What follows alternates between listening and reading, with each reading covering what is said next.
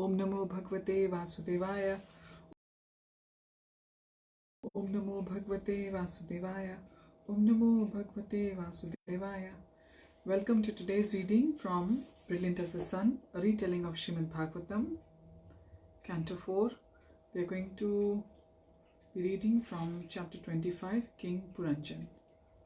Hukam karoti vachalam pangum langhayate girim yat kripa tamham vande Shri Gurum Deenatarinam Paramananda Madhavam Shri Chaitanya Ishwaram Hari Om Tat Sat. The sage Narad uses an allegory to instruct King Puranjana. The darkness of night enveloped the two friends. Maitreya tended the fire. You must be tired, Vidur. Why don't you rest a little? I am not at all tired. I am enthralled by your narration. Pray tell me what transpired next. Verse 1. Maitreya smiled. After Lord Shiva had instructed them, the princes worshipped him with great devotion. Shiva then vanished from their sight, and the princes immersed themselves at the bottom of the lake. They remained there for 10,000 years, reciting the prayer Shiva had taught them. They stayed underwater for 10,000 years. How is that possible? Maitreya replied, remember, they lived in Satyayug when the lifespan was 100,000 years. 10,000 years was not a long time for them, and in that age everyone was adept at yoga.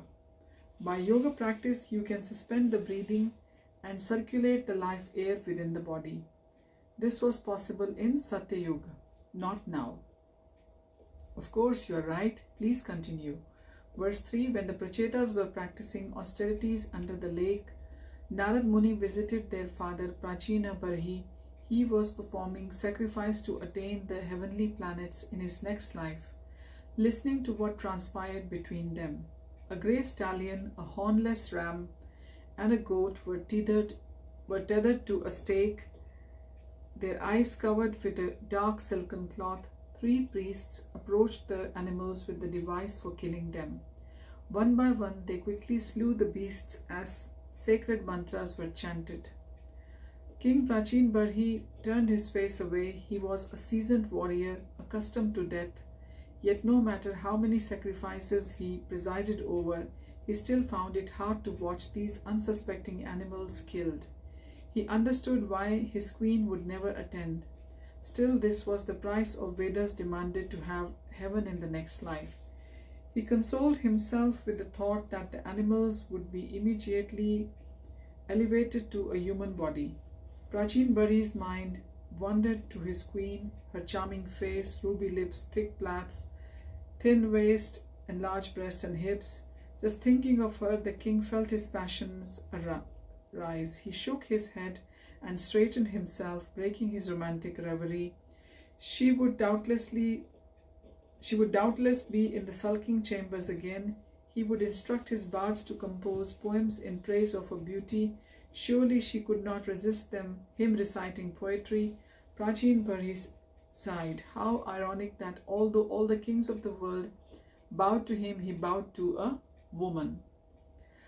A faint strain of music drifted in. As the sound grew louder, he heard a sweet voice chanting, Radhika Raman, Radhika Raman. He beckoned his chief minister closer. Who is that singing?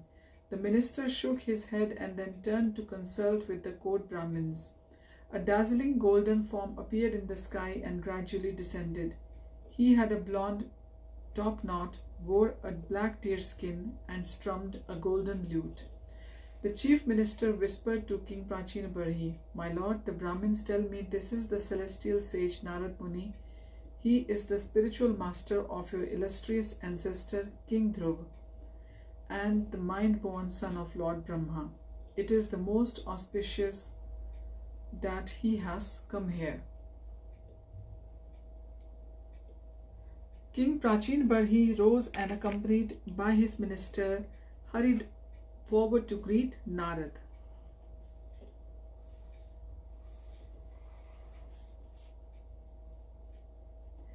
Court Brahmins rushed out with the paraphernalia for greeting a saintly guest. Prajinabarhi garlanded Narad, washed his feet, and performed the ritual welcoming ceremony. Then he invited the sage to sit on his throne while he respectfully sat at his feet. I am blessed by your presence, my dear King Prachinabarhi. What do you hope to achieve by performing these animal sacrifices? The chief purpose of life is to get rid of miseries and enjoy happiness. Neither of these goals can be realized by this type of ritual sacrifice. So what is your aim? Prachinabarhi's mouth fell open. What did the sage mean? Obviously, he was performing a horse sacrifice for elevation to the heavenly planets. The sage would surely know that he must be familiar with Vedic rituals for material elevation. Why did he say the ritual was useless?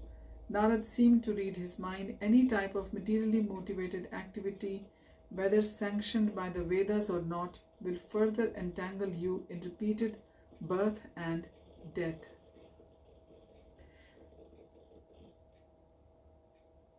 Vedic rituals may promote you to heaven, but this does not mean the distresses of life will be eliminated. You will still have to suffer the pangs of birth, death, old age, and disease. Even the celestials are subject to these miseries. It is impossible to escape suffering or secure happiness by any remunerative work. Verse 5. The king swallowed hard, cleared his throat, and said, O great soul, my intelligence cannot fathom any action beyond rituals for heavenly elevation. I do not know of any greater goal. If there is anything superior, please teach it to me. I desire to become free of all distress. Narad looked at Prachinabarhi for several moments as the descendant of the celebrated devotee Dhruva. How could he be so ignorant of life's true goal? Verse 6. Prachinabarhi blushed under Narad's scrutiny. Clearly the sage was not impressed. The king said, every married man who is concerned with children, wife and money thinks worldly progress is life's goal. I am not unique in this regard. Prachinabarhi lowered his head. Narad's very presence made him question himself. He said, I accept though that materialists like me wander endlessly in the cycle of birth and death, never finding permanent happiness. Verses 7 to 8. Narad waved his right hand, and in the sky there appeared the ethereal forms of many bloodied horses, rams, goats, and cows. Their eyes were red with anger. My dear king, please see those animals you have mercilessly sacrificed. They await your death so they can avenge the injuries you inflicted on them. When you die, they will angrily pierce your body with iron horns. Prachinabarhi gaped. How was it possible that he would suffer for pious acts? As a warrior, there was no sin in his killing in war, or to execute justice or perform sacrifice. How then was such a terrible fate awaiting him? Narad said, if the mantras are chanted correctly, the sacrificial animal will immediately be promoted to a human birth. In such cases, no sinful reaction is incurred. However, the danger of excessive animal sacrifice is that the mantras are not always chanted properly. In such cases, the slain animal is not elevated and the performers of the sacrifice suffer the sinful reaction of wrongful killing.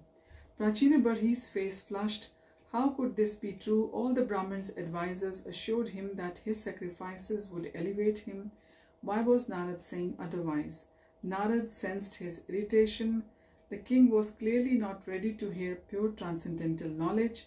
His mind was too attracted to selfish enjoyment. It would be counterproductive to continue focusing on the pitfalls of animal sacrifice. The sage needed to think of some gentler way of enlightening him. Perhaps a story would work. Verse 9, Narad said, let me tell you an old history about King Puranjana. Please listen with great attention. Prachinabarhi's forehead creased. Puranjana, one who enjoys bodily pleasure, an unusual name. Narad continued. Verses 10 to 12, Narad continued, Puranjana had a friend called Avijnata. Avijnata, that means the unknown one. Yes, now please listen. No one could detect Abhijnata's activities, and even Puranjana was unaware of him. But this unseen person was always with him. Puranjana traversed the globe seeking a suitable home. However, even after a great deal of travelling, he could not find a place just to his liking.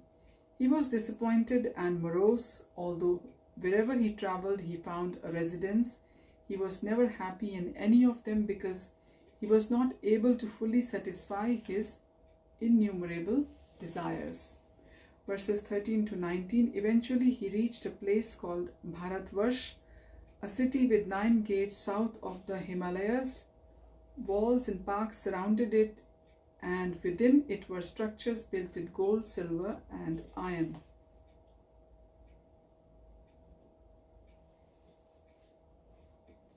Its houses were made of sapphire, crystal, diamonds, pearls, emeralds, and rubies.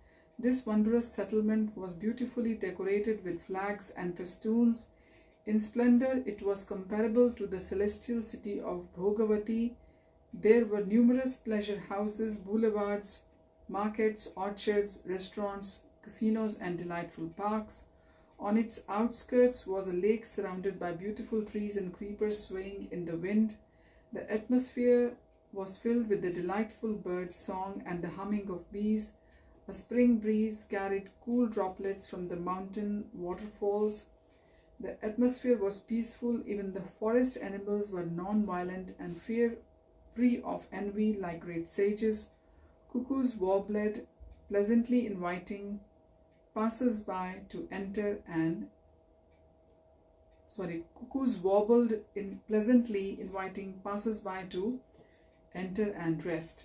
Verses 20 to 23. Walking along the lake's bank, Puranjan encountered a beautiful young woman. 10 servants, each accompanied by hundreds of women, followed her. A 5-hooded snake protected her on all sides. She glanced about restlessly. Beneath her breath, she repeatedly uttered, "When will I meet the man of my dreams? Who will love and protect me throughout my life?" Puranjan was captivated by her beauty. Her delicate nose, pearl-like teeth, and raised forehead. Her delicate ears were decorated with dazzling earrings. Dressed in a yellow sari, she had a thin waist and raised hips. As she walked, her hips swayed like a she-elephant and her ankle bells jingled. Puranjan stood transfixed, unable to drag his eyes away. He thought she must be a celestial. Verses 24 to 26. When the maiden spotted Puranjan, she blushed and tried to cover her full breast with the end of her sari. Raising an eyebrow, she glanced at him for the corner of her eye and smiled shyly. Puranjan felt Cupid's arrows pierce his heart. He hurried toward her. "Most beautiful one, pray tell me who you are and for what purpose you have come here. Whose daughter are you?"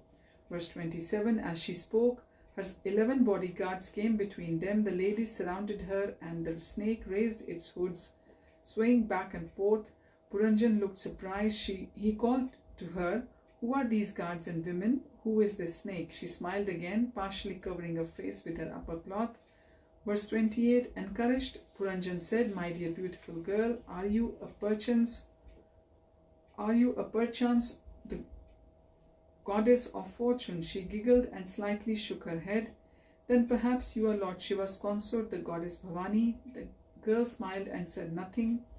"Then you must be Lord Brahma's wife, the goddess Saraswati."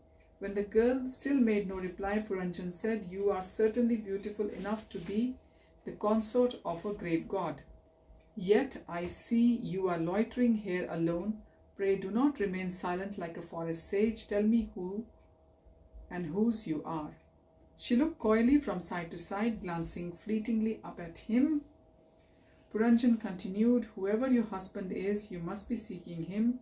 He is fortunate that you remain so faithful and chaste to him. I think you are really the goddess of fortune, but why is it you do not carry a lotus flower in your hand?" "Ah, possibly you have thrown it down somewhere. Pray tell me where."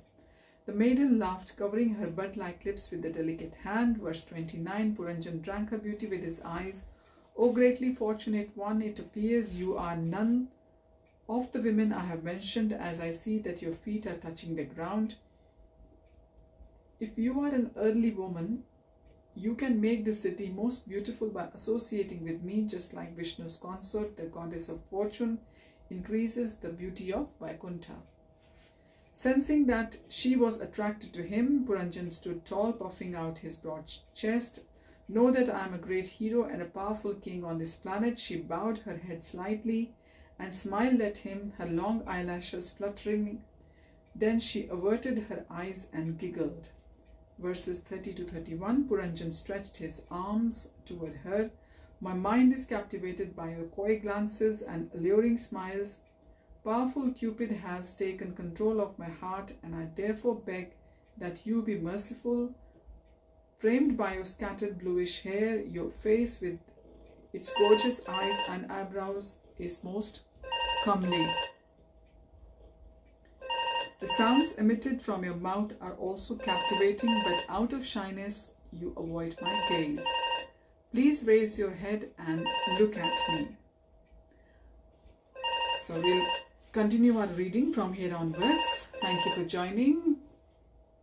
Wish you all a very blissful weekend ahead. Hari Om Tat Sat. Hare Krishna.